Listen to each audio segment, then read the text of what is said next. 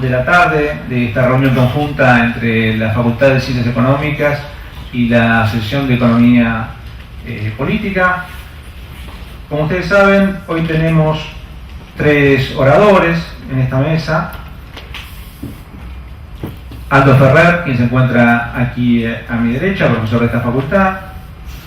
Roy Ora, profesor de la Universidad de Quilmes y de la Universidad de San Andrés, más a mi derecha. Y aquí a mi izquierda, Pablo Gerchunov, también profesor de esta facultad y del Instituto Torcuato Di Tella.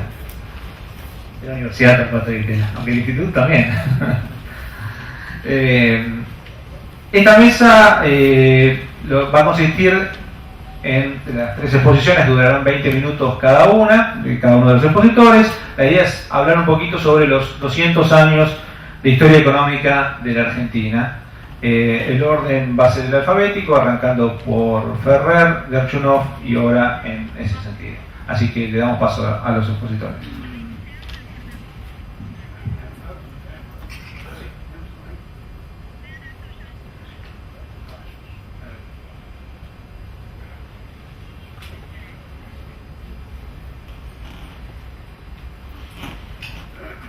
Muchas gracias.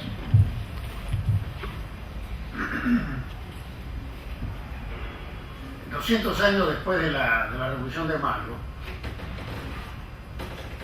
cuando nos ocupamos de la historia económica argentina, lo que nos tenemos que preguntar es por qué no hemos logrado todavía conformar una economía avanzada, capaz de gestionar el conocimiento, de transformarse, de crecer y de a largo plazo, y de insertarse en el orden mundial de una manera simétrica, equitativa.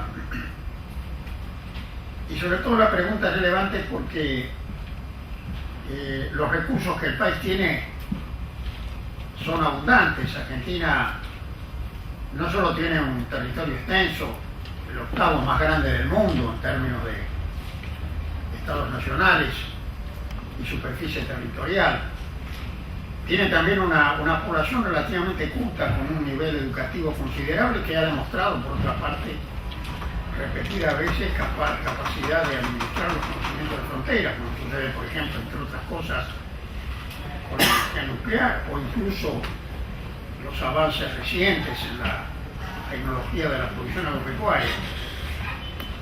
Entonces, este contraste entre su desarrollo, que perdura a lo largo del tiempo, el menor desarrollo relativo, y este potencial plantea realmente un interrogante,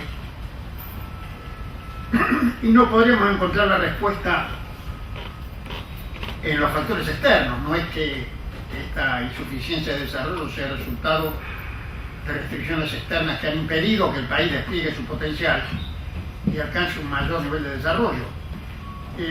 La evidencia contemporánea, sobre todo, pero la anterior también, histórica, es que países con menores recursos que el nuestro han logrado en plazos históricos relativamente breves transformaciones extraordinarias, entre ellos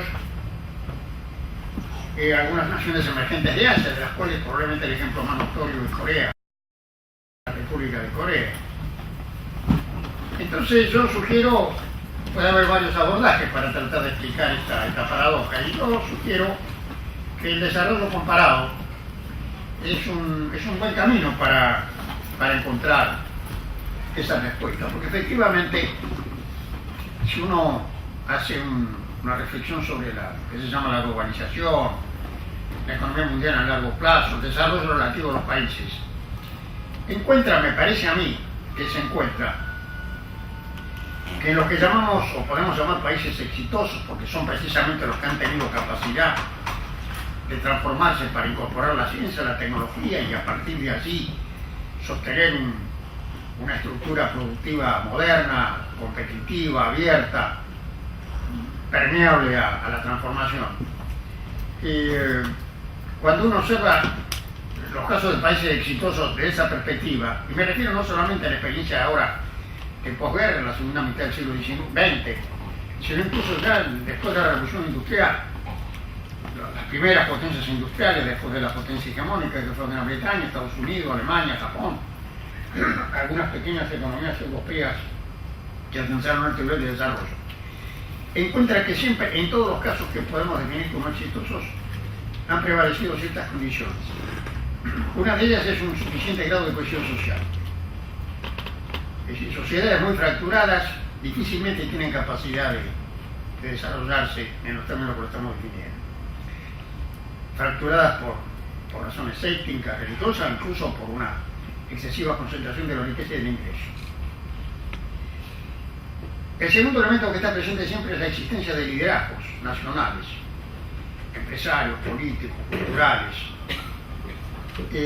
con vocación de acumular poder en el propio espacio. Es decir, la idea del surgimiento de clases dirigentes que acumulan poder, es decir, incorporan el cambio técnico, lo transforman, acumulan capital, recursos, poder en todas sus manifestaciones, dentro del espacio nacional reteniendo el comando del proceso de transformación y de acumulación. Liderazgo, digamos, nacional. La tercera condición que está presente es una relativa institucionalidad de largo plazo, una estabilidad de largo plazo de las instituciones que proporciona una condición necesaria de la transformación, que es la capacidad de transar conflictos dentro de reglas, que permitan efectivamente administrar los conflictos inevitables de la transformación en el marco de reglas que permitan mantener una razonable estabilidad de las relaciones sociales y del proceso de desarrollo. Y finalmente el cuarto elemento que está presente en todos los países exitosos es la capacidad de observar la realidad desde sus propias perspectivas. Es decir, visiones propias de la realidad, no subordinadas al pensamiento que Trevi llamó, que es de esta misma casa hace muchos años, el pensamiento céntrico. Es decir, ninguno de estos países se subordinó en su fase de transformación y crecimiento al pensamiento hegemónico propio de los centros del poder mundial que generan imaginarios y visiones funcionales naturalmente a sus propios intereses. Estos cuatro elementos yo los he denominado en algunos trabajos como la densidad nacional. Es decir, la cohesión social, la calidad nacional de los liderazgos, la estabilidad institucional y las ideas críticas constituyen lo que podemos llamar la densidad nacional. Y esto le permite a una sociedad tener un proyecto compartido, un proyecto nacional, un proyecto propio de desarrollo y de iniciación en el mundo. Le permite también la gobernabilidad, es decir, administrar la realidad y la transformación de tal manera de que la transformación sea posible, porque en el marco del caos y del desorden eso no se da. Y finalmente esto permite también establecer con el resto del mundo una relación simétrica no subordinada. Entonces uno toma estos cuatro elementos de la densidad nacional y los aplica a la historia argentina por 200 años. Advierte que nosotros hemos tenido debilidades muy fuertes en nuestra densidad nacional a lo largo de la historia. Y en diversos momentos, incluso momentos en que se interrumpieron procesos de formación de capacidad de densidad nacional o de densidad nacional y que dieron lugar a retrocesos que interrumpieron los procesos de acumulación. Desde el punto de vista de la cohesión social, creo que hay tres acontecimientos de largo plazo, seguramente puede haber más, que marcaron esta fractura que fue propia de la sociedad argentina. Primero, el proceso de la conquista, que es un fenómeno de toda América Latina. Es decir, el hecho de que acá se conquistaran a los pueblos originarios y se los sometiera, de partida estableció una fractura muy profunda entre dominadores y dominados. El segundo proceso de largo plazo que tuvo una gran importancia fue el proceso de apropiación territorial en el siglo XIX. A diferencia de lo que pasó en otros grandes espacios abiertos, Estados Unidos, Canadá, Australia, donde fueron los pobladores, los nuevos inmigrantes, los que fueron expandiendo la frontera agraria, desplazando a los pueblos originarios y estableciendo farmers, pequeños productores medianos, es decir, fueron construyendo estructuras agrarias con oportunidad de acceso a la tierra y de formación de estructuras complejas. Acá, cuando llegaron los inmigrantes en la segunda mitad del siglo XIX, las mejores tierras de la zona pampeana, sobre todo en la provincia de Buenos Aires, ya estaban dominadas porque se había producido en el proceso de expansión de los pueblos originarios un proceso de apropiación y reparto de la tierra fuertemente concentrada que caracterizó a lo que llegaría a ser el sector dinámico fundacional de la economía argentina agrario de una fuerte concentración de la propiedad y del ingreso. Y finalmente, procesos de maduración, de capacitación, por ejemplo, la política de educación común de los regímenes conservadores del siglo XIX, una serie de factores de formación de clase media, de inclusión social, el peronismo, que después de las reformas de la década del 40 que puso en marcha, generó un grado de participación, de cohesión social importante. Tuvimos un proceso fenomenal de retroceso de la cohesión social, que fue el periodo de la hegemonía neoliberal, entre 1976 y la crisis del 2001-2002, que provocó un grado de fractura social, de pobreza, de exclusión, de desempleo realmente extraordinario. Entonces, yo creo que nosotros, digamos, desde el punto de vista de nuestra densidad nacional, tenemos una serie de déficits históricos de esta naturaleza. En cuanto a los liderazgos, por razones complejas, no es difícil, por ejemplo, darse cuenta que bajo el modelo primario exportador y bajo esa estructura agraria concentrada en pocas manos, lo que se llama régimen conservador, como diría Botana, o régimen oligárquico, las clases dirigentes, los propietarios de la tierra, los que tenían mayor influencia, tendieron a asociarse al centro hegemónico de la época. Las propuestas industrialistas de Vicente Fidel López, de Pellegrini y de otros, tempranamente que se dieron cuenta que no alcanzaba con exportar cereales y carne, que había que establecer una estructura más diversificada con valor agregado. Esto fue arrasado por la avalancha de la integración masiva de Argentina al sistema mundial bajo el liderazgo británico, y francamente fuimos una pieza de la política imperial desde el punto de vista económico, siendo una nación soberana e independiente. Desde el punto de vista político, digamos, las dirigencias locales se adhirieron a ese modelo, que no fue solamente del grupo, digamos, dominante económico, sino que de alguna manera hasta la crisis del 30 prácticamente nadie objetó la validez del modelo primario exportador y la relación especial con la potencia hegemónica. Ni los socialistas, ni los radicales. Hubo desde luego, en el caso del radicalismo, algunas, bajo el gobierno de Irigoyen, algunas manifestaciones de un rumbo distinto, la creación de IPF y otra serie de cuestiones. Pero la verdad es que los liderazgos aceptaron esta relación particular de Argentina con el centro hegemónico y por lo tanto la estructura económica prevaleciente del modelo primario exportador.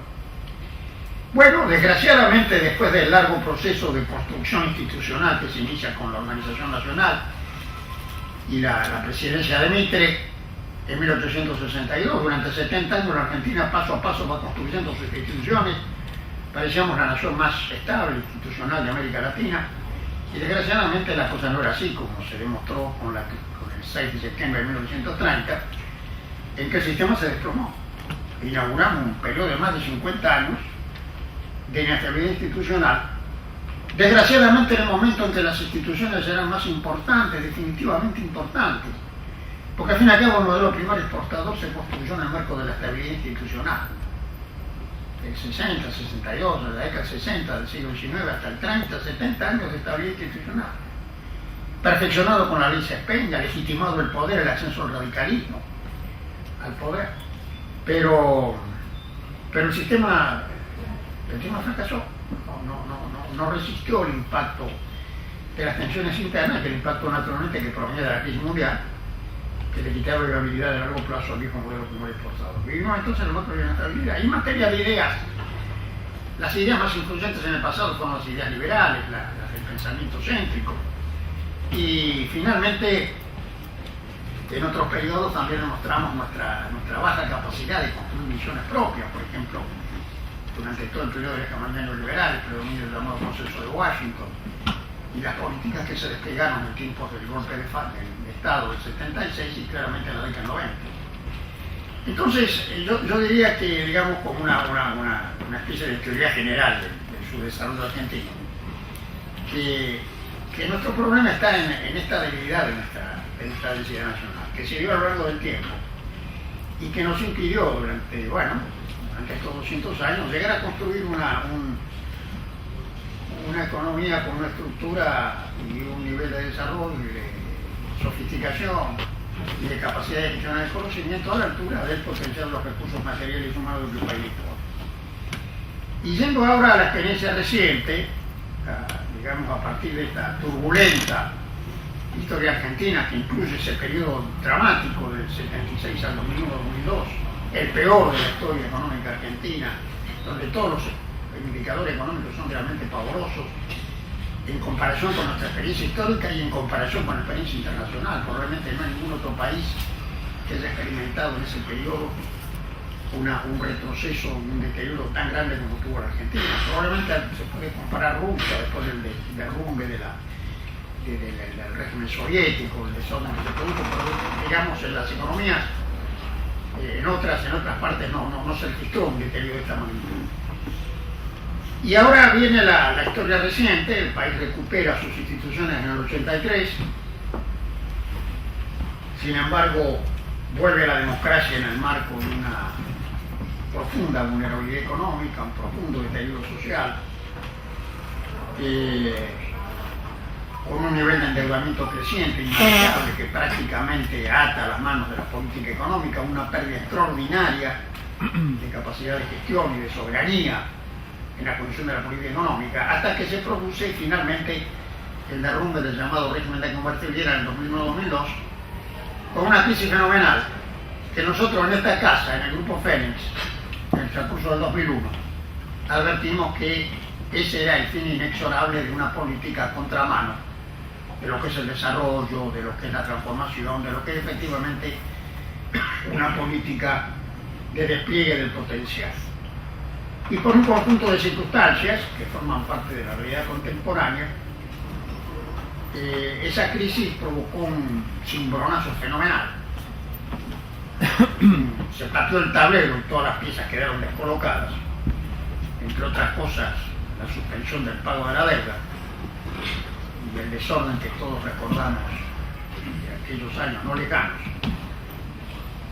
de lo cual se salió con un conjunto de circunstancias, porque la misma crisis modificó los términos del problema, le puso fin al tema del endeudamiento y dio lugar a una salida posterior, se especificó el sistema monetario, se pudo recuperar la solvencia fiscal, el escenario internacional ayudó, no fue el factor determinante, pero claramente ayudó en una perspectiva de buenos precios internacionales.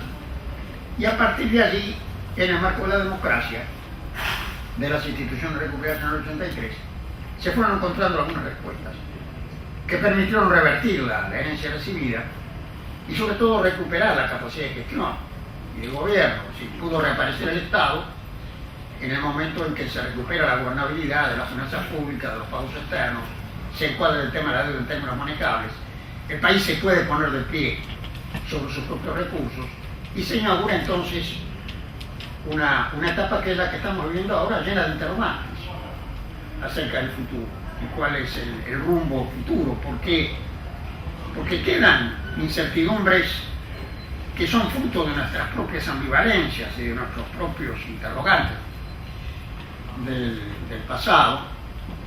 El proyecto, somos el granero del mundo, somos la góndola del mundo, o si tomamos en cuenta que toda la cadena industrial emplea un tercio de la fuerza de trabajo y que es incapaz por sí misma de generar un sistema de fuerte dinamismo científico y tecnológico, siendo un sector fundamental la cadena agroalimentaria, si no hay una gran base industrial, integración territorial, no tenemos salida. Necesitamos un proyecto realmente integrado, complejo, industrial, de alta tecnología, diversificado.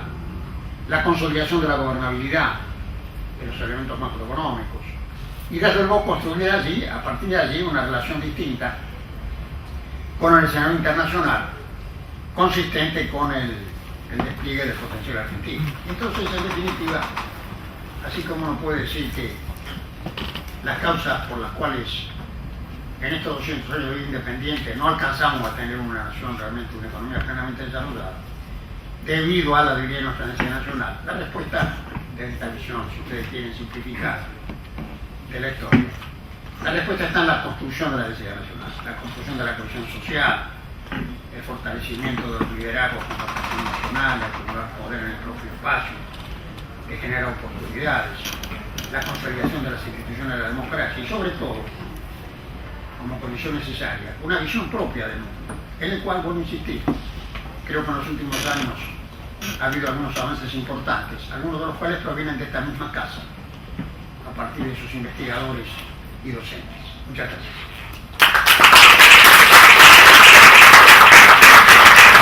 Gracias, profesor. Le damos la palabra a Pablo.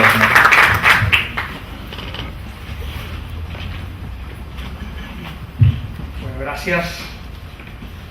Gracias por la escucha.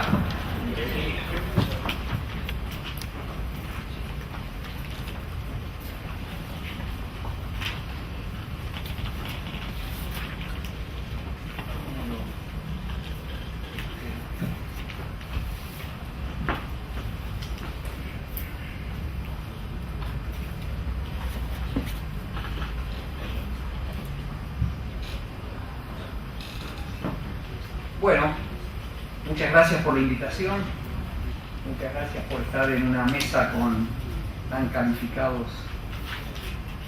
colegas y maestros, entre ellos yo diría el padre de la historia económica contada por economistas, ¿no es verdad? Como Aldo Ferrer.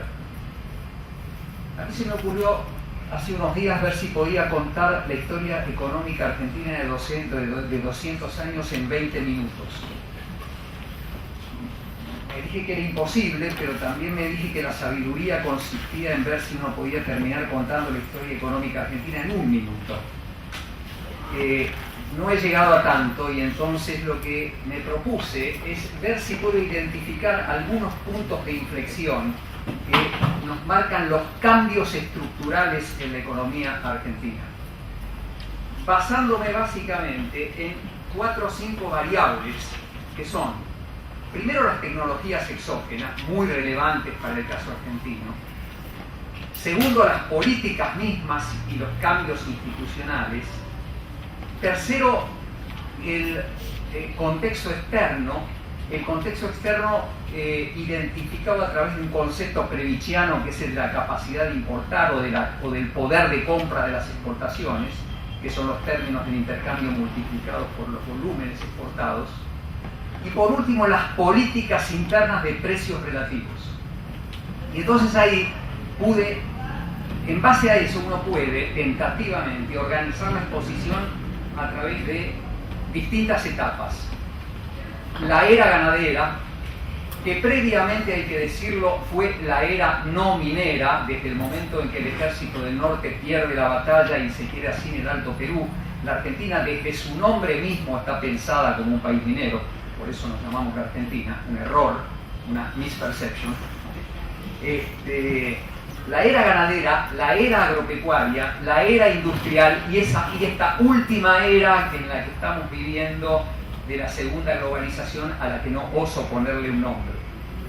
La era de la ganadería es efectivamente hija de esta derrota militar, esto es, la pérdida de la minería del Potosí. Si no, la Argentina hubiera podido ser quizá el virreinato del Río de la Plata, y no lo fue, ¿no? Pero no solo eso, porque eso es la pérdida, sino una ganancia importante, y es el hecho de que eso reorienta el comercio mundial argentino hacia el Atlántico en un contexto propio de la Revolución de Mayo de cambio en la política comercial, de liberalización comercial, que, como ustedes ven, cambia los términos del intercambio interno de una manera totalmente dramática. Es decir, los términos del intercambio internos, no externos, pasan de 100 a 477 entre 1810 y 1825, según Newland y Ortiz. Uno podría decir esto es exagerado, pero cualquier medición daría una cosa parecida. Y junto con ello, que es un problema de precios, una solución de cantidades, que es el hecho de la temprana conquista del Buenos Aires Sur por parte del rosismo. Quiero decir, conquista del desierto no es Roca, conquista del desierto empieza mucho antes, y eso permite un aumento de los volúmenes de exportación ganaderos, porque eso es la Argentina de momento, como nunca antes, ¿no? Y ganaderos como probablemente poco después. Ese país ganadero, que es básicamente el país del cuero y de algunos derivados adicionales como el tasajo para los esclavos de Brasil y Cuba, tiene un cambio, en su momento visto para mejor, ¿no? Visto como un refinamiento de los productos exportados, es el cambio de precios relativos, también producto de un cambio, en este caso producto de un cambio tecnológico, a favor del lanar. La fiebre del lanar, lo pueden leer en muchos textos, por ejemplo, en el libro, en la tesis de Hilda Sábato, ¿no? De una vaca igual a 10 ovejas en el 25, una vaca igual a 3 ovejas en 1865, ese es el boom lanar que completa el periodo de la Argentina ganadera. Una Argentina ganadera que era a la vez un país efectivamente vacío, ¿no es verdad? De alguna manera, endógenamente, uno podría decir que, como dijo Aldo recién, la Argentina es un país de una distribución muy concentrada de la tierra desde muy temprano, aún antes de la llegada de los inmigrantes, dijo Aldo. Yo lo único que querría agregar es que quizás esa concentración de la tierra se debe a la institucionalidad política, se debe a déficit de institucionalidad política. Por ejemplo, a ver, que Urquiza haya sido propietario del 15% de las tierras entrerrianas es too much realmente, ¿no es verdad? Pero además la ganadería misma implica que la dimensión mínima de una explotación de la provincia de Buenos Aires, como aquí el partido de Navarro, tiene que ser necesariamente más grande, ¿no? Alguna vez yo fui director de tesis de un trabajo que comparaba la distribución de la tierra en Uruguay y Nueva Zelanda, no en la Argentina y Australia, y la verdad que el resultado era que la distribución de la tierra no era tan distinto en dos países esencialmente ganaderos como son estos dos que he nombrado, Uruguay y Nueva Zelanda. Esto dio una canasta de exportaciones basados en 1865 básicamente en el cuero y la lana, el cebo, si se quiere, y el tasajo. Lo interesante es por qué hay un cambio, porque les estaba diciendo que me parece que el punto central es encontrar, identificar los puntos de inflexión. Aquí pongo la era de la agricultura. Uno podría poner más bien la era del país agropecuario, siendo la palabra agropecuario una palabra muy difícil de encontrar fuera de la Argentina y fuera de nuestro idioma, ¿verdad? Porque muy pocos países tienen una combinación agro-ganadera como la Argentina desde 1880. Y la pregunta es ¿por qué desde 1880? Y la respuesta es muy sencilla: la potencia del ferrocarril. Esto es la extensión ferrocarrilera entre el 70 y 1914, y lo que me importa destacar es que esto es la caída del costo de transporte interno entre el momento inicial, el 70, y aproximadamente con la carreta y con el ferrocarril en 1913.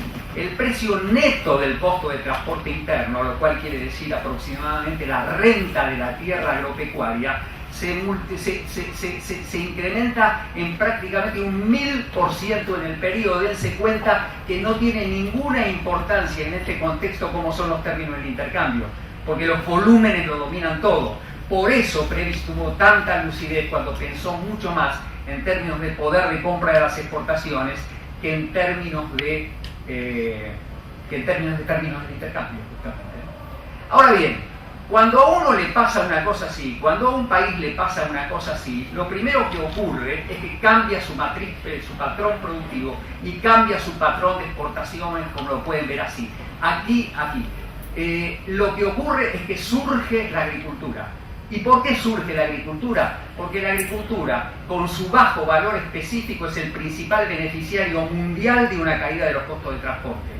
Y entonces, junto con ello, junto con el lino, con el maíz, con el trigo, aparece la carne, también por una innovación tecnológica como es el buque frigorífico, y la Argentina pasa a ser un país distinto. Pasa a ser el productor de alimentos que tenemos en nuestra mente cuando pensamos en la Argentina. Sin embargo, una cosa interesante es que Roca había leído a Diamant. Roca había leído a Marcelo Diamant en el sentido de que comprendió el roquismo, quiero decir, no Roca en particular, comprendió que no se podía dejar desguarnecido y a la intemperie a los sectores productivos atrasados que con la apertura económica y este salto de la productividad pampeana iban a desaparecer. Y entonces allí aparece la coalición rotista como solución. La coalición rotista como solución implica proteccionismo a los productos regionales del interior. El primer gesto proteccionista de la historia argentina es de 1876 y de allí en adelante persistió en el tiempo. La generación del 80 no es una generación libre cambista. Este es un cambio colosal en la historia argentina. ¿Por qué? Porque si yo hago proteccionismo en el norte, entonces, como consecuencia natural, a la pampa húmeda voy a tener que poblarla por migraciones internacionales. Y ustedes ven aquí en rojo lo que significa el componente migratorio externo, que es más alto que en ningún otro país parecido, más alto que en cualquier otro país nursiano, es decir, en cualquier país vacío de colonización tardía, como lo mencionaba Aldo recién. La Argentina es el segundo país, o el primero, según como se lo mire, en crecimiento desde 1880 a 1914, junto, detrás o adelante de Canadá. Esto no duró todo el tiempo, no era eterno. Aquí tienen ustedes la evolución que pone el grano de duda. En rojo, el ganado por trabajador que empieza a caer. En verde, la tierra agrícola respecto al trabajo, y en azul las exportaciones por trabajador, que como ustedes pueden ver alcanza un máximo en 1904, a partir de allí prácticamente se estanca y solo llega prácticamente al mismo nivel en 1928. Algo estaba empezando a cambiar y algo que venía del mundo. Y lo que estaba empezando a cambiar y venía del mundo y nos colocaba a nosotros a la entrada de una nueva era se llama Ley de Engel. Ley de Engel quería decir que la demanda por los alimentos que producía la Argentina pasaban a tener un crecimiento vegetativo, también una verdad previchiana, pasaban a tener un crecimiento vegetativo. Allí lo tenemos en la comparación que a mí me interesa, que es la evolución del valor del comercio mundial de alimentos frente a los metales. ¿Por qué lo hago frente a los metales? Porque quiero mostrar que la teoría previchiana sobre las materias primas es esencialmente una teoría argentina que luego Previch, desde 1949, extendió al conjunto de los países productores de materias primas. Ahí hay un debate interesante y posible, muy sugerente, acerca de cuánto en verdad lo que vale para los países alimentarios vale para otro tipo de países, aunque Singer se encargó de tratar de demostrar que sí valía. Así fue como uno se encontró casi forzadamente, por efecto de la ley de Engel, en la era de la industria, en una era de la industria en donde el coeficiente de importaciones tenía que caer necesariamente porque caía o se estancaba en la línea amarilla el poder de compra de las exportaciones per cápita. Ya no se podía crecer como antes. No es que antes hubo una mala elección y ahora una buena. El país ya no podía crecer sobre el fundamento de su poder de compra de las exportaciones. Y efectivamente, a partir de allí, la industria respecto al PIB crece mientras el poder de compra está estancado, al revés de lo que ocurría antes, donde una incipiente industrialización venía de la mano, como decía Carlos Díaz Alejandro, de la demanda externa de alimentos y del crecimiento del país. Esto era industria demandada, cuando en realidad a partir de algún momento, que no es necesariamente 1930, esto tiene que cambiar. El patrón productivo de este periodo, uno lo puede dividir así. Vamos a hablar de este periodo como periodo, primero 1460. El 1460 lo que tiene de interesante es que es el crecimiento de la industria trabajo intensiva. La tesis de Jorge Katz marca un corte en los años 50 en este punto, ¿no? Desde hace mucho tiempo, ¿no? Y desde entonces me ha quedado muy fijado el punto. Acá tienen ustedes cómo, si uno mide la participación de los salarios en el ingreso y mide el comercio como porcentaje de la producción transable en escala invertida, es decir, cuando va para arriba hay más proteccionismo, uno se encuentra con ¿quién? Con con dos personas, con Stolper y Samuelson. Uno se encuentra con que cuanto más la protección y cuanto más la industrialización, mejora pari passu la distribución de... Ciertamente hay otras variables y por eso no todo está explicado, si no serían líneas totalmente superpuestas, ¿no es verdad? Lo que tienen ustedes allí en el último periodo 45-60 es el punto máximo de el patrón industrializador, trabajo intensivo con capitales nacionales y la mejor distribución del ingreso de la historia. Tampoco esto podía durar. Y no podía durar simplemente porque también nosotros tuvimos nuestra propia ley de Engels y en algún momento la demanda de bienes de consumo no durables por parte de trabajadores más o menos enriquecidos o mejorados en su nivel de vida también llegaba a su punto de estancamiento. 1960-1975 es eso. 1960-1975 es el cambio a un patrón industrial capital intensivo y en donde a la vez aparece una herramienta nueva, criticada por todo el progresismo de los años 50 y 60, una herramienta nueva que era la herramienta cambiaria. Hasta ese momento, desde 1930 en adelante, el manejo del ciclo era a través del control de cambio y los permisos previos de importación. El manejo deja de ser cuantitativo para ser vía precios desde 1960, desde el desarrollismo. ¿Y qué ven ustedes entonces ahí? Ven que efectivamente la protección se separa de la distribución del ingreso. La distribución del ingreso cae, empeora por dos razones. Primero, por la devaluación real que la propia eliminación de las restricciones cuantitativas implica. Y segundo, por el cambio tecnológico en la industria. Entonces ya, el mundo amable para los trabajadores propio de la industrialización no puede durar más. Para 1975, el conflicto distributivo que eso generaba, es una época claramente de modernización en medio de un gran conflicto distributivo, nos lleva a la más alta en el último año, digo en los últimos años, no en el 75 que es un año especial, en los últimos años nos lleva a la más alta inflación de la historia argentina hasta el momento. Estoy hablando, si uno hace un corte en 1972, ese es el año de más alta inflación de la historia argentina. Lo que ocurre es que eso queda opacado por lo que viene después.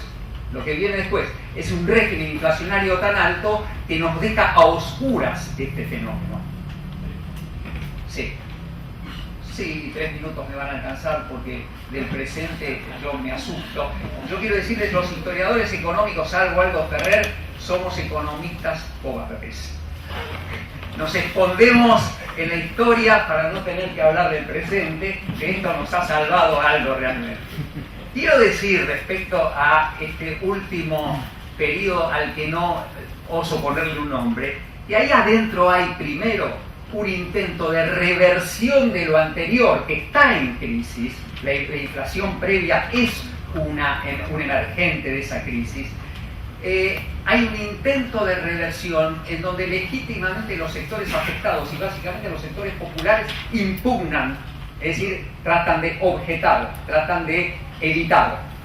Yo creo que el hecho de que la Argentina 75-90 haya sido el de más alta inflación lejos, ahora estoy hablando en esos 15 años de una inflación que en solo un año fue menor al 100% anual, y el Producto Bruto cayendo y el endeudamiento creciendo, nos está indicando lo que desde la ciencia política Juan Carlos Portantino denominaba el empate hegemónico. Y sin embargo, el empate hegemónico se rompe, y se rompe por una razón. Se rompe porque el nuevo intento de apertura comercial externa al estilo del siglo XIX viene acompañado desde 1999 por la caída del socialismo real. Y la caída del socialismo real no la quiero ver toda, pero quiero decir un nombre que se llama China. China es el complemento argentino de los productos que podía exportar Argentina. Observen ustedes ahí la línea amarilla, que es el poder de compra de las exportaciones per cápita. Sube muy violentamente desde 1990 en adelante. De nuevo allí, estamos en presencia de estamos en un escenario de cash disease, sin ninguna duda. La década del 90 fue eso. Pero si yo miro en perspectiva lo que ha ocurrido entre 1990 y 2010, yo diría que ahí uno podría dividirlo en dos periodos. Un periodo en el cual el déficit se impone y sectores industriales enteros salen del mercado y el desempleo aumenta, y otro periodo de reversión parcial de eso sin que la Argentina se haya salido de la globalización. Quiero decir, lo que nosotros vemos desde 2002 en adelante es globalización atemperada por la intervención pública en la formación de los precios relativos. Bienvenido sea, porque aquello otro era realmente imposible de continuar, ¿no? ¿Verdad? Termino con lo siguiente. Cuando uno ha formado un país así, con aquella coalición roquista que nos trajo la inmigración tan fuerte, y cuando eso implica entonces, y cuando a eso se le suma entonces el hecho de que en algún momento de la historia la ley de Engels empobrece el valor de nuestro capital natural, nos encontramos con esto que para mí siempre es una sorpresa. La Argentina no es un caso extraordinario de capital humano, de capital natural per cápita. Nueva Zelanda, Canadá, Australia, Estados Unidos, Chile y después la Argentina. Esto significa algo, y en eso coincido totalmente con algo. Este país no puede vivir, había una película que se llamaba Antonio el amante de 5 días que decía: no puedo vivir con ella, no puedo vivir sin ella. Argentina no puede vivir sin este motor competitivo que es su sector agropecuario floreciendo de nuevo. Pero no puede vivir solo de ella, porque con este capital natural per cápita no puede no haber una Argentina industrial. No tengo más que decir del presente y por lo tanto no tengo más que decir de nada. Muchas gracias.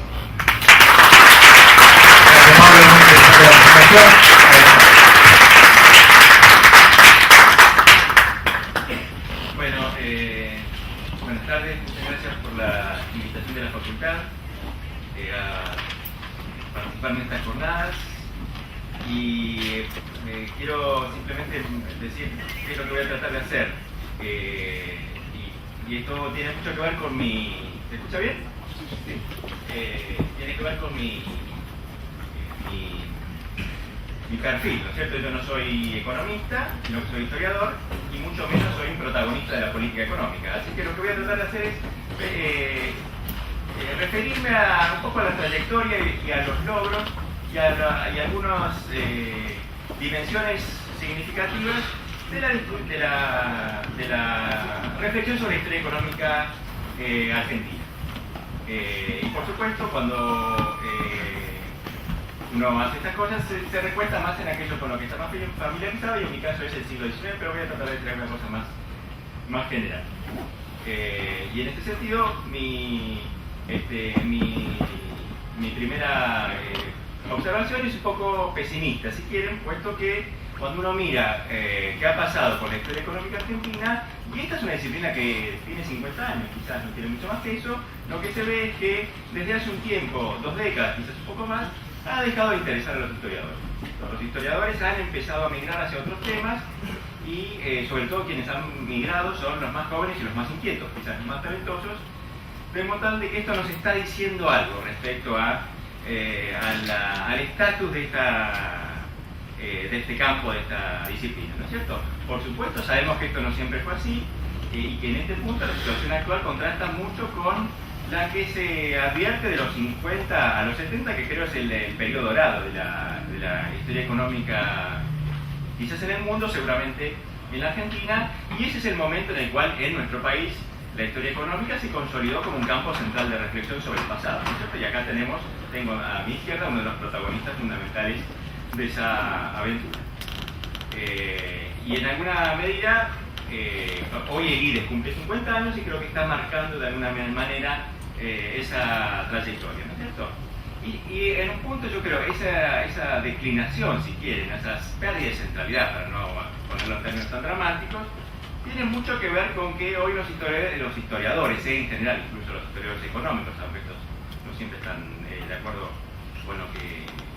con el consenso más general de la disciplina, tienen algunas sospechas respecto a dos dimensiones que fueron muy centrales en ese esfuerzo, y que uno llamaría quizás como un doble materialismo, si quieren, ¿no es cierto? Puesto que en general la historia económica se constituyó en el marco de concepciones materialistas del proceso de conocimiento, ¿no es cierto? La idea de que existe una realidad, que esa realidad es una realidad objetiva, que se puede comprender, que se puede medir, que se puede conocer, ¿cierto? Y al mismo tiempo un cierto materialismo como clave interpretativa, ya no solo del proceso de conocimiento, sino de en abstracto, epistemológico, si quieren, sino también de las realidades nacionales, de las realidades de poder en una sociedad en particular, ¿no es cierto? Por ejemplo, durante 20 o 30 años, eso le da a la historia económica una perspectiva que hoy muchos historiadores dirían es economicista, ¿no es cierto? Es discutible, por ejemplo, en el punto en el que se refiere a cómo se constituyen los actores sociales, cómo se tienen que comprender, por ejemplo, los fenómenos del mundo político, etcétera, etcétera, ¿no es cierto? Sin duda esa primacía de las relaciones productivas como punto de mirada para entender a la sociedad no goza de tanto consenso entre los historiadores. Y menciono simplemente dos ejemplos.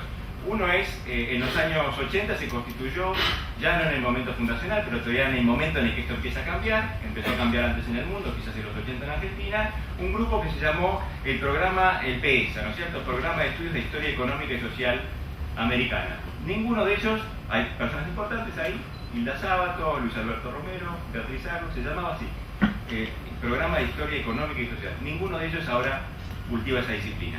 Y por mirando otra deriva, también creo que esa es un poco la deriva de una figura muy importante en la renovación de los estudios de la historia económica, que es Ezequiel Galo, que también siguió más o menos ese curso, ¿no es cierto? Y si uno mira la producción, creo que esto también se ve. Hay una revista muy importante para la disciplina, por lo menos para la que tiene una perspectiva más latinoamericanista, es una publicación que se llama Hispanic American Historical Review. Esa publicación publicaba más o menos hasta los años 90, comienzo de los 90, entre un 30 y un 40% de artículos definidos de manera más o menos laxa, historia económica. Hoy publica quizás un 10%, no más de eso. Y mirando las publicaciones locales, esa misma transformación también se advierte. Una publicación de referencia para los historiadores es el órgano de la Facultad de Filosofía y Letras, de su Instituto de Historia Argentina y Americana, se llama Boletín de Raviñanen, que pasó de publicar más o menos el 35% de artículos de historia económica hasta entrados los años 90, y que actualmente probablemente no publique ni siquiera uno de cada 5 en este campo vagamente definido, ¿no es cierto? Y al mismo tiempo han aparecido una serie de publicaciones, y cuando uno mira esas publicaciones, las que se muestran, los campos que se muestran más dinámicos son política, cultura, sociedad, ¿no es cierto? Menciono, por ejemplo, dos conocidos. Uno se llama Prismas, una revista de historia intelectual bien reputada, otro se llama Estudios Sociales, ¿no es cierto? La única publicación importante de historia económica aparecida en las últimas dos décadas se llama Ciclo, ¿no es cierto? Precisamente de esta casa de estudios. Entonces, cuando uno mira también las jornadas de las disciplinas, creo que se advierte el mismo fenómeno, cierta retracción del interés por este campo de estudio. Una observación sobre interpretaciones, quiero decir un par de cosas sobre esta dimensión. Creo que las interpretaciones más potentes aún hoy sobre la historia económica argentina en el largo plazo fueron las que se forjaron en estos años 50, 60, 70, ¿no es cierto? Y hay trabajos clásicos como, y vuelvo a mencionarlo, el trabajo de Aldo Ferrer, aquí a mi derecha, ¿no es cierto?, que ofreció una visión global sobre, a mi izquierda, ¿verdad? A mi izquierda, a mi derecha no tengo a nadie, ofreció una visión global sobre la trayectoria económica argentina, y hay otros varios que uno podría mencionar. Pero yo diría, en alguna medida me parece a mí su gran pregunta giró en torno a la formación, características, desarrollo de la sociedad industrial, ¿no es cierto?, de la industria argentina, ¿no es cierto? Y creo que eso es un poco una pregunta epocal. Hay detrás de esa percepción la idea de que la industria constituye como la gran avenida a la modernidad, ¿no es cierto? Y esto tiene que ser el punto a partir del cual evaluar la historia de esa epopeya, ¿no es cierto? El punto a partir del cual evaluar la trayectoria económica argentina en su conjunto, más allá de las discusiones que efectivamente existen y existieron sobre sus promesas y limitaciones, ¿no es cierto? Y hay un ensayo escrito en el año 87 por Juan Carlos Corole y La Sábato, que se llama la industrialización trunca, una obsesión argentina, ¿no es cierto? Y me parece que ese ensayo fue escrito con la idea de que era importante relanzar la agenda de discusión sobre la industria en cierto, y que para eso, digamos, había como cierto estancamiento interpretativo y que había que avanzar en nuevas direcciones. Y en algún punto yo diría, sin duda se siguió produciendo sobre ese tema, y hay trabajos importantes, pero lo que perdió centralidad es, me parece a mí, la pregunta más general y sobre todo la pregunta para los historiadores económicos y los historiadores en un sentido más largo, ¿no es cierto? Y cuando uno mira, entonces, bueno, ¿a qué se han dedicado? ¿Qué han estado haciendo en estos últimos 20 años los historiadores económicos? Se ve que los temas que más les interesan son otros. No hay, me parece a mí, ningún trabajo fundamental que haya cambiado nuestra percepción de manera radical sobre, por ejemplo, la economía peronista o sobre la trayectoria de la industria en el siglo XX, trabajos importantes sobre otros temas, pero sí hay una serie de trabajos muy importantes que han modificado radicalmente nuestra visión sobre periodos previos, y en particular un periodo sobre el cual la atención se detuvo muy poco durante mucho tiempo y que hoy es como la niña mimada de la historia y en general y de la historia económica en particular. Y esa es la primera mitad del siglo XIX, último periodo colonial, primera mitad del siglo XIX. ¿Qué es lo que, cuando en general se miraba ese periodo en una perspectiva de más largo plazo y se miraba poniendo la atención fundamentalmente en el proceso de industrialización, en general la visión que se ofrecía de ese periodo era relativamente plana, ¿cierto? Una visión poco problemática. Y eso es lo que hoy los historiadores, que a veces hacen trabajo de hormiga, han comenzado a cuestionar de manera significativa. ¿Cuál era la visión dominante de ese periodo?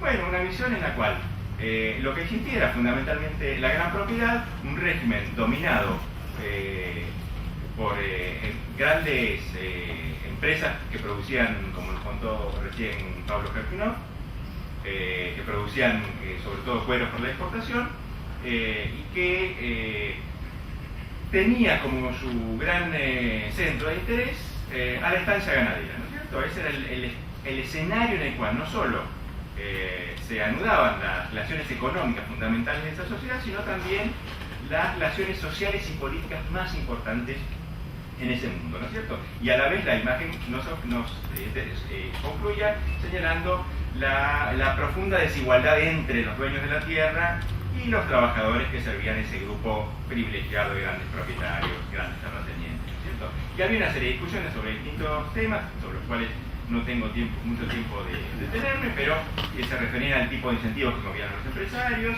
que se referían a las características de las empresas y también a la manera en que se integraban las clases populares en ese escenario, pero la visión global era la de una sociedad muy polarizada entre grandes propietarios y peones sin tierra, y en la que predominaba fundamentalmente la cría de ganado mayor, ¿no es cierto? Bueno, los historiadores no creen que eso existió, ¿cierto? Lo que ese consenso historiográfico dominante hasta los fines de los años 70 ha sido completamente transformada por una serie de trabajos que muestran, por una parte, especialización regional, mucha más división del trabajo de la que habitualmente estábamos acostumbrados a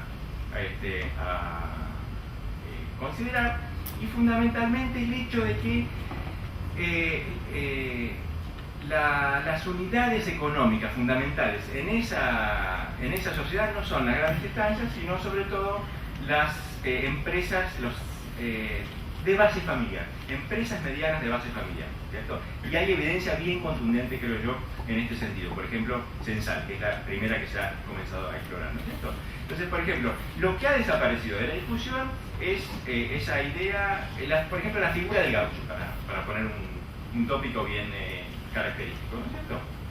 En la medida en que ahora la visión dominante es que la familia independiente, la familia del productor, no siempre propietarios de tierra, ¿no es cierto? Pero la tierra no es particularmente importante para la constitución de empresas productivas en este momento, en la medida en que la familia es la unidad productiva más importante, esa figura del proletario más o menos integrado al mercado de trabajo, pero el proletario adulto, varón, prácticamente ha desaparecido. Y bueno, la verdad es que hay un poco de sentido común en esa consideración, puesto que una sociedad en la que solo hay varones de más de 20 años no se reproduce, ¿no es cierto? Y los estudios demográficos muestran estructuras de pirámides demográficas que son bastante normales, ¿no es cierto? Están, de alguna manera, digamos, hay un grupo un poco más pequeño de varones adultos, eso tiene mucho que ver con la migración, que es un fenómeno que empieza muy temprano, pero tenemos también niños, mujeres y ancianos en ese cuadro, ¿no es cierto? Y en este relato, entonces, ¿cómo termina el gaucho? Fundamentalmente como una etapa en el ciclo de vida, mucho más que como un proletario permanente, ¿no es cierto? Bueno, entonces quisiera volver a enfatizar esta dimensión, ¿no es cierto? El hecho de que al menos la mitad de las empresas son empresas en las que los titulares son productores independientes, ¿no es cierto? No tenemos acá ese escenario de una sociedad polarizada y, por ejemplo, los estudios sobre distribución del ingreso, ¿no es cierto? O sobre desigualdad, mucho más que sobre distribución del ingreso, nos están mostrando un fenómeno que también choca con las visiones tradicionales, puesto que los niveles de desigualdad de la Argentina pampeana, fundamentalmente en la primera mitad del siglo XIX, no son,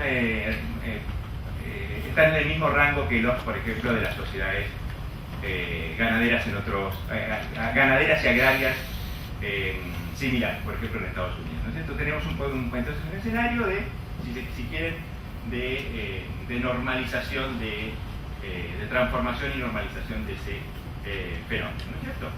Por supuesto, la abundancia de tierra es un fenómeno muy importante allí, pero mucho más importante es el acceso productivo a la tierra y una discusión que creo es importante, interesante, en torno al cual no hay una posición definitiva, hay bastante discusión, es el grado de vinculación, el tipo de relación de estos productores familiares a los que me refería antes con el mercado, ¿no es cierto? Y hay ahí una diversidad de interpretaciones, desde algunas más osadas que dicen, si quieren, una suerte de vía popular al capitalismo, ¿no es cierto? Es decir, productores muy integrados a la economía de mercado, que son actores fundamentales de la construcción de relaciones de mercado y actores fundamentales del proceso de crecimiento del excedente exportable, ¿no es cierto? Bueno, entonces, más allá de cómo termina esta discusión, que es una discusión en curso, lo cierto es que las clases populares, los pequeños y medianos empresarios, ya no son percibidos como una masa inerte, ¿sí? Están allí simplemente para ser moldeados desde arriba, sino que tienen una posición fundamental en los procesos de crecimiento agrario que tienen lugar en ese periodo, como un lugar, como decía, de gran relevancia. Esto, por supuesto, modifica en un punto la visión que tenemos sobre el periodo que va a venir después, ¿no es cierto? Porque, sin duda, algo importante cambió en el último tercio del siglo XIX, y esto se refería hace unos minutos Pablo Carchunov, en el momento en que la Argentina ingresa en la era de la gran globalización, ¿no es cierto? Y allí tenemos fenómenos nuevos y muy relevantes, la migración masiva, la inversión de capital, el cambio tecnológico, ¿no es cierto? Y esto hace que la visión que tenemos de ese periodo necesariamente se deba modificar. 3 minutos. Okay. Pero claramente no tenemos ya una visión germaniana, en la cual es el conjunto de los procesos que tienen lugar como consecuencia de ese cambio los que redefinen completamente el escenario, ¿no es cierto? Y en algunas visiones son los inmigrantes, más que modernizadores de la estructura productiva, por ejemplo, son ellos mismos transformados por su inserción en el medio local. Y en líneas generales yo diría, más allá de cómo termine esa discusión, lo cierto es que el gran proceso de crecimiento exportador probablemente en las próximas décadas va a ser visto más como una coronación, una consumación, una sofisticación de las transformaciones que venían dándose antes, que como una renovación radical del tipo de sociedad que se estaba construyendo, ¿no es cierto? Y esto es importante porque modifica nuestra visión sobre lo que es ese momento, digamos así, de la primacía del orden oligárquico. Y uno de los fenómenos que está saliendo ahí con más fuerza es, bueno, que esa sociedad se construyó con menos conflictos de lo que la hipótesis del orden oligárquico requiere para su formulación, ¿no es cierto? Y en este sentido lo que se está mostrando es la fortaleza, la solidez de ese proceso de crecimiento en la medida en que arraiga en actores que están ya muy presentes en esa sociedad, ¿no es cierto? El otro tema al que quería referirme, y solo lo menciono muy rápido, es que en términos de interpretación hay un cambio importante que tiene que ver con el cambio de escala en la mirada, menos visiones globales, más visiones orientadas a tratar de entender actores y estrategias. Y esto en un campo muy diverso. Por ejemplo, policymakers, y hay trabajos muy importantes, escritos desde el punto de vista de los que producen política económica, por ejemplo para el siglo XIX, pero también para el siglo XX, y sobre todo sobre los empresarios, los pequeños y los medianos de los que hacía referencia, pero también de otros más grandes, que son aquellos sobre los que tradicionalmente se posó la atención, ¿no es cierto? Pero esa atención, me parece, hoy es una atención que se desliga, se toma distancia de caracterizaciones globales. Y hay 2 o 3 trabajos muy importantes en este sentido. Para poner uno que no es sobre empresarios industriales, Norman Anziotti ha hecho un trabajo muy importante, y sobre el siglo XX, me parece, los trabajos de Andrés López también muestran un interés por renovar la mirada sobre estos fenómenos, ¿no es cierto? Por supuesto, cuando uno mira estos trabajos, aparecen los fenómenos idiosincráticos que son quizás bien visibles en cuanto a la caracterización, al análisis de estos empresarios, ¿no es cierto? El peso de la organización familiar, las relaciones con el Estado, el papel de la inmigración, la inestabilidad como rasgo en el cual se despliegan estas estrategias. Rápidamente para cerrar, yo diría, viendo el siglo XX en particular, aquellas reflexiones que ponen su atención en lo que sucede después de los años 30, creo que estamos, si se quiere, todavía en el escenario de lo que Lacato llamaba ciencia normal. No ha habido grandes cambios interpretativos en los últimos 20 o 30 años, el periodo al que me he referido. Pero sí ha habido una transformación muy significativa en cuanto a la redefinición de la entera trayectoria de la Argentina agropecuaria, agroexportadora, que comienza desde mucho más temprano y que redefine de alguna manera el momento dorado, en la medida en que lo integra en un relato de más largo plazo, en el que esto aparece como un desarrollo mucho más natural, mucho más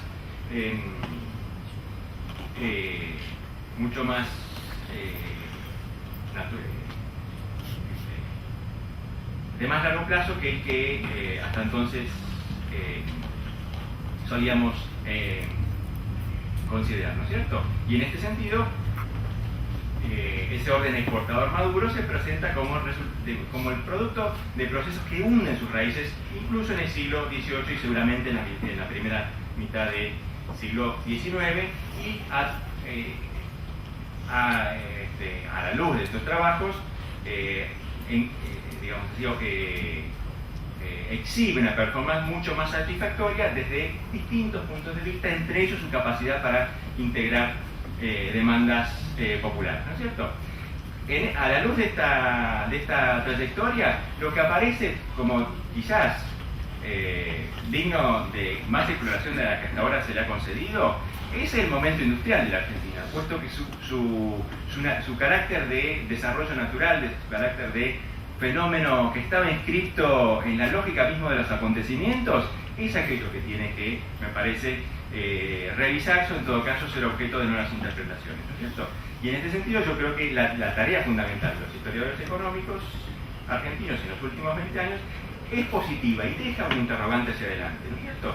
Puesto que nos invita a una evaluación más equilibrada y más compleja de la entera trayectoria económica argentina, sobre todo porque ha modificado el punto de partida, ¿no es cierto? Y ha puesto mucho más de relieve todos los legados que el siglo XIX, en un sentido amplio, ¿no es cierto?, hasta los años 20 o 30, deja para la comprensión de lo que va a venir más tarde. Y por supuesto este es un fenómeno fundamental, toda vez que la Argentina se apresta, se encuentra hoy en vísperas, o ya más que en vísperas, en un escenario en el que debemos discutir y debatir cuáles son los rasgos de este nuevo periodo de auge agroexportador y en qué medida se entronca esto con procesos de más largo plazo que tienen importancia. Bueno, muchas gracias a los tres. Tuvimos tres muy buenas exposiciones sobre tres formas de aproximarse a un mismo tema. Ahora tenemos unos minutos para alguna pregunta que quieran hacer alguien del auditorio.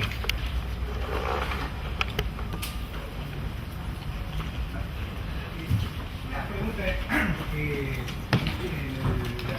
exposición de Pablo respecto de enfatizar mucho este tema de incorporar entre las variables interpretativas, no a los términos de intercambio, sino a mirar un poco la capacidad para importar. Y entonces noté como una cierta continuidad que interesante y me pareció provocativa entre, digamos, los 90 y el periodo actual en términos de la Dutch Disease como operando desde un poco antes. Y me preguntaba, digamos, cuánto, digamos, más allá del fenómeno, sí, la línea es impresionante y parecía estar muy afectada por los volúmenes de exportación, pero me preguntaba cuánto los factores de naturaleza financiera y del lado de la lógica de la integración financiera de la economía argentina al contexto internacional pueden entrar en esa historia. Como que los noté un poco ausentes, como mucho énfasis en los aspectos del lado real, pero ahí me costaba entender de golpe el colapso de fines de los 90, ¿no? Pero bueno.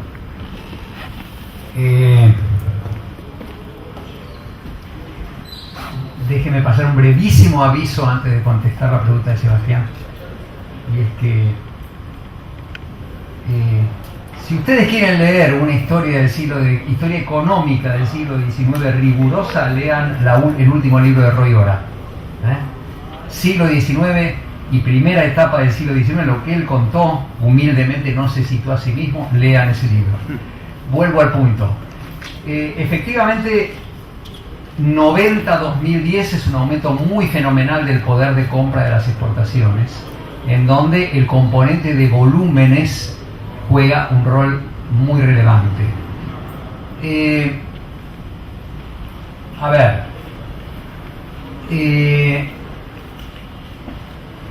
De alguna manera es como la discusión sobre la gran demora de Guido Di Tella entre el 14 y el 30. ¿Qué quiero decir? Una vez que se agota la frontera, y no quiero decir que no hay frontera en el caso argentino actual, hay ganancia de tierra, uno puede pensar que hay ganancia de tierra, pero sin duda es la cuestión menor frente a lo que ocurrió en el siglo XIX, ¿no? Y ahí totalmente en coincidencia con lo que decía Roy, no solamente el siglo XIX desde el 80, sino desde antes también, ¿no? Ahora, si no es frontera, entonces el aumento de volúmenes quiere decir aumento de productividad. Y aumento de productividad quiere decir que entonces hay innovaciones tecnológicas muy importantes que está incorporando el productor agropecuario argentino desde hace bastante tiempo ya. Yo pienso que aún desde antes de los 90, es decir, hay cierta reanimación que empieza ya en los 60 y que creo que algo que ver con el Instituto Nacional de Tecnología Agropecuaria tiene, ¿no? Pero focalicémonos en los 90. Efectivamente hay aumentos muy importantes de productividad, que por cierto, entonces no explican una crisis, como la de 2001-2002. Para explicar una crisis como 2001-2002, déjenme entonces invertir los términos del argumento. ¿Y qué quiero decir con invertir los términos del argumento? Quiero decir lo siguiente. Déjenme copiarme de Irving Fisher o de Daniel Heyman. Irving Fisher, cuando en 1933 escribe su famoso artículo, lo que dice es que Estados Unidos tuvo 3 o 4 veces en su historia, y la última era la de los años 20, un error respecto al incremento de riqueza real que tenía esa sociedad como consecuencia del incremento de productividad. Lo piensa, por ejemplo, para los ferrocarriles, lo piensa, por ejemplo, para el motor de combustión interna y electricidad durante los años 20 en Estados Unidos. Es probable pensar la década del 90 como una misperception, pero a partir de un dato real, y es que el incremento de productividad en verdad existe. Ahora, después efectivamente vienen los gobiernos y ayudan, es decir, y colaboran y le meten más, insuflan más entusiasmo a lo que puede ser un error, es decir, se apartan de la prudencia. Pero una vez que el mundo ese se derrumbó y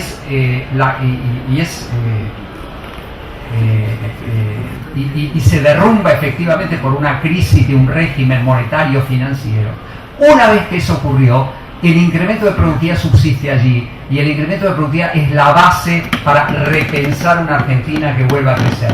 Entonces, en resumen, lo pongo al revés. Hay incrementos reales de productividad en los años 90 en el sector agropecuario. Eso genera una percepción equivocada de hasta dónde podemos llegar, la idea del primer mundo, y esa idea equivocada es financiada, y además es financiada políticamente por el discurso oficial.